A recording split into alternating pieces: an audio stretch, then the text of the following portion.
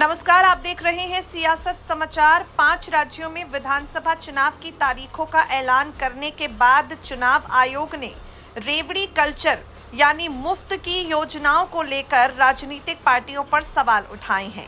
मुख्य चुनाव आयुक्त राजीव कुमार ने कहा, राजनीतिक दल चुनाव से पहले बड़ा तड़का लगाते हैं। एक राज्य में एक ऐलान किया जाता है, फिर दूसरे राज्य में उससे भी बढ़कर ऐलान किया जाता है।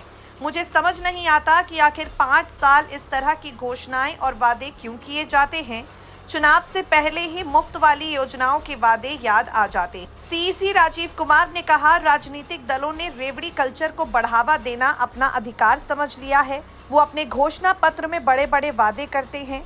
वहीं जनता को भी ये जानने का अधिकार है कि जिन मुफ्त की योजनाओं का वादा किया गया, आखिर उनको पूरा करने के पीछे प्लान क्या है। इसके लिए बजट कहां से आएगा? क्या लोगों पर टैक्स का बोझ बढ़ाया जाएगा या फिर कुछ योजनाएं बंद कर दी जाएंगी?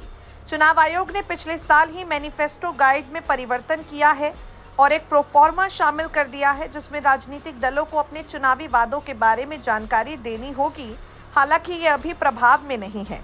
इस प्रोफार्मा में कितने लोगों को लाभ मिलेगा, इसके लिए वित्त के स्रोत क्या हैं, नई टैक्स, पुरानी योजनाओं के बारे में विचार आदि को जगह दी जाएगी।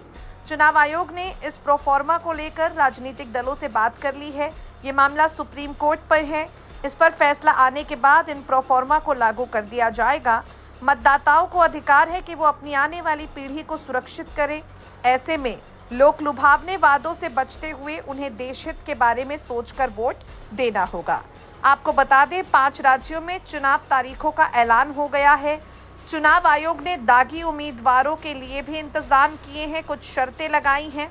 मध्य प्रदेश में 17 और राजस्थान में आगामी 23 नवंबर को मतदान होंगे। 3 दिसंबर को 5 राज्यों के चुनावी नतीजे आ जाएंगे। अब इन सबके बीच आपको बता दें, मुफ्त वादों की घोषणाओं पर चुनाव आयोग ने सवाल उठाए हैं। वोटर लिस्ट में गड़बड़ी की तो डॉक्यूमेंट्स को लेकर चुनाव आयोग ने अपनी सूचनाएं जारी की हैं। अब इन सबके बीच आपको बता दें, कांग्रेस ने निर्वाचन आयोग से मतगणना की तारीख में बदलाव करने का आग्रह भी किया है।